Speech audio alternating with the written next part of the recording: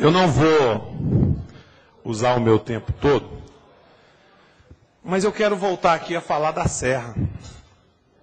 Eu fiquei muito entristecido com essa morte dos policiais, até porque um deles eu estava passando quase que na hora lá, e ela na minha região. Eu estou aqui com um resumo da audiência pública que foi proposta pelo vereador Leonardo Matos, e foram convidados aqui o deputado estadual Durval Ângelo, comandante do 22º Batalhão e o presidente da Associação Comunitária dos Moradores da Vila do Cafezal. Palavras aqui muito tranquilas, inteligentes. Está aqui, por exemplo, a palavra do vereador Paulinho Motorista, muito claro, cobrando aqui a declaração do TED. Estou dizendo aqui que Vossa Excelência foi muito tranquilo na audiência pública. Estou fazendo um relato de cada um aqui, ó. Lembrou a declaração do tenente, que é o tenente Cleiton Santana, de que não estava no local e disse que apreenderam fardas e armas dos bandidos. Ele falou, Vossa Excelência falou, que várias denúncias do 81 sobre o envolvimento dele com o tráfico de drogas. Apenas um resumo e elogiando aqui. A fala do Carlos Viana diz que sabe que há separação dos maus e bons policiais. Diz que foi ameaçado. Diz que não há nenhum jornalista melhor do que ele que tenha defendido tão veementemente a Polícia Militar. Estou fazendo um resumo aqui do que foi falado. O vereador Adriano Ventura apoiou o Durval Ângelo, lembrou o fato ocorrido com ele no dia 3 de março, lembrou que a mulher envolvida era a esposa do comandante. Antônio João, líder comunitário, disse que a PM enviou à sua casa 2 intimações. E aí algumas, aqui a palavra da nossa presidente Maria Lúcia Scarpelli, diz que o que ganha notoriedade na imprensa, o PM é punido, mas o que não ganha é transferido. Então eu estou fazendo elogios aqui a essas falas. Mas tem uma pessoa aqui que não dá para elogiar, que é logo o representante do deputado Durval Ângelo, o senhor Edmar. E ele diz o seguinte, perguntas que ele fez, está aqui no resumo que a minha assessoria fez. O que os PMs estavam fazendo lá? Passeando. O que a PM estava fazendo lá? O que faz no Barreiro, o que faz em todo lugar, patrulhamento. 99,99999% dos moradores do aglomerado da Serra são pessoas decentes, trabalhadores, muitas vezes pessoas com poucas oportunidades de vida, mas lá tem droga, tem fuzil, tem calibre 9mm, e essas pessoas, às vezes, da comunidade ficam reféns, porque a polícia vai lá, prende e depois vai embora. Quem é que fica lá? Vai tentar conseguir uma testemunha. Quem seria louco de ser testemunha contra os bandidos? Porque depois o Estado vai embora e quem fica à mercê é o coitado do cidadão de bem, que é 99,99. Então estou falando aqui, essa fala, o que a PM estava fazendo lá? Aí ele diz, continua dizendo assim, insistimos com a discussão sobre o modelo de policiamento estabelecido. E fala assim o senhor Edmar, o modelo é truculento, violento e despreparado. Dizer que temos a melhor polícia do Brasil não basta. Lembrou que há PMs comprometidos. Aí ele diz o seguinte, sobre abordar, o que mais mata na polícia é a abordagem. O momento que mais... E eu falo com muita tranquilidade que eu entrei na polícia em 1988, exatamente no Batalhão Rotan. Vereador Paulinho. Na metade, talvez daqui até aí tem uns 10 metros. No dia 7 de março de 1997, nós recebemos uma denúncia de que 2 traficantes estavam vendendo droga na Pedreira Padre Lopes. Nós subimos lá às 3 horas da manhã. E é uma rua e um beco, um T. Uma guarnição Rotan desceu a rua, os bandidos estavam no beco lá, correram para baixo com as armas na mão. Deram de cara com outra guarnição subindo. Voltaram e entraram no beco onde eu estava com os meus policiais. Então, uma distância metade, talvez uns 3, 4 metros. Qual foi a ação dos 2 traficantes? Não dava para correr para cima, nem dava para correr para baixo. Só tinha um beco. Ele sacou a sua arma e fez exatamente isso, Paulinho. Pá, pá, pá. Ele tentou abrir espaço por cima da nossa guarnição, atirando. E o beco lá era 80 centímetros. Ele não acertou porque Deus não deixou. Porque era para ter acertado. E nós reagimos, baleamos os 2, prendemos os 2, prendemos as drogas, as armas, e foi considerado uma ação legítima, em legítima defesa. Eu vivi isso. Tanto que o policial atrás de mim perguntou, você está baleado? Falei, não sei. Fui procurar e não estava baleado. Então, quero dizer que a abordagem, e é muito comum o policial abordar alguém na rua, e é natural que a pessoa que é um cidadão de bem diga, poxa, mas eu acabei de sair do meu trabalho, eu não sou bandido, vá abordar um bandido. E o senhor Edmar ainda continua dizendo, diz que a PM só chega quando o fato já aconteceu. É porque, infelizmente, ainda não inventaram uma bola de cristal para o policial chegar antes de acontecer. Não inventaram ainda uma bola de cristal para que o policial possa, vai acontecer um crime ali, então eu vou para lá. Porque a arte de policiar é a arte de perturbar as pessoas. E eu vou narrar aqui um outro exemplo para dizer isso. Em 1992, um veículo foi tomado de assalto na Via Expresso. O que é tomado de assalto? 4 bandidos colocaram um revólver no motorista e levaram o carro. Uma guarnição Rotan deu de cara com aquele carro e começou a perseguir. E esse cidadão, esses 4 bandidos, foram ali para o bairro, ali para o de Melo, ali perto dos motéis na 040, ali numa favela, atrás do Califórnia, ali no Pindorama. E eles entraram ali e nós entramos atrás. Esses 4 bandidos, 3 foram para o lado e um para o outro. E ali naquele agarra-agarra com os 3, um dos bandidos pegou a arma do policial, quando estava agarrado, e atirou por debaixo do colete. E o policial morreu na hora. O outro que correu para cima, o único que sobreviveu foi porque eu prendi.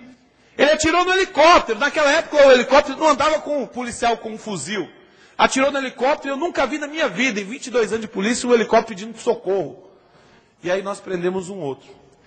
Terminada a ocorrência em que morreu o policial, foi recuperado o Gol, nós ligamos para a vítima, para poder ir até a delegacia e terminar a ocorrência. Sabe o que a vítima disse?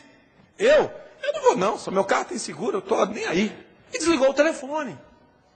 O policial morreu em busca de um bem, em que o cidadão falou, estou nem aí, tem seguro. Então o que eu quero dizer? Muitas vezes o cidadão diz e com razão. O policial está me abordando, por que não aborda ladrão? Porque ladrão não tem estrela na testa para dizer o seguinte, olha, me prenda ou me pare porque eu preciso ser. Muitas vezes, numa blitz, o cidadão fica com raiva, porque está indo para o trabalho, ou está voltando do trabalho, e está ali o policial enchendo o saco dele, parando ele, pedindo documento. Ora, tanto carro roubado, vai parar logo o meu? Aí eu pergunto, e se aquele que foi parado for o carro do cidadão e ele foi recuperado? Então, vereador Silvinho, a arte de policiar é uma arte chata. Porque você não tem como adivinhar quem é de bem e quem não é. A questão da Serra, e eu falo porque eu estive no batalhão Rotan e sou oriundo de lá, foi uma tragédia para a polícia. E tragédia para quem morreu, porque quem morreu era cidadão de bem. Porque morrem bandidos nos morros, nos locais o dia inteiro. E a comunidade não se levanta como se levantou, mas se levantou por quê? Porque os policiais fizeram coisas erradas. E esse é o sentimento, Paulinho, que tem na polícia e tem na Rotan.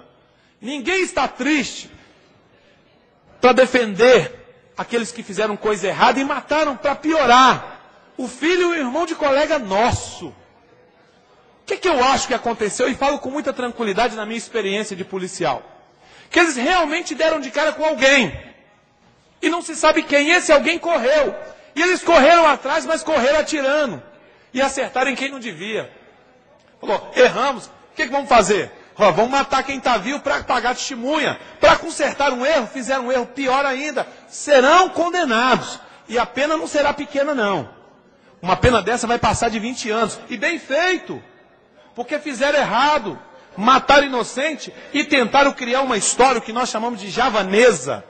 Criar uma história inconsistente. Eu, quando vi aquela farda, falei, meu Deus, essa farda não cabe aqui. Uma farda no local de crime engomada, sem nenhum furo, sem nenhuma sujeira. Um revólver calibre 32 no local, não cabe. Então, vereador Paulinho, a minha tristeza é com algumas pessoas que criaram um tribunal de exceção.